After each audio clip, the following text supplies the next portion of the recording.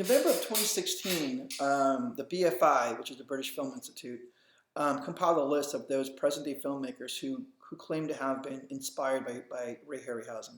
And they include Steven Spielberg, Peter Jackson, Tim Burton, Nick Park, James Cameron, George Lucas, J.J. Abrams, John Lasseter, Wes Anderson, and Guillermo del Toro.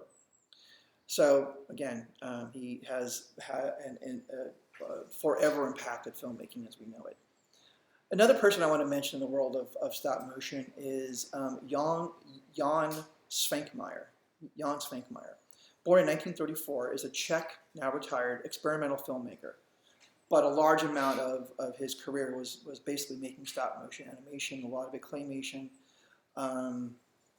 weird puppetry.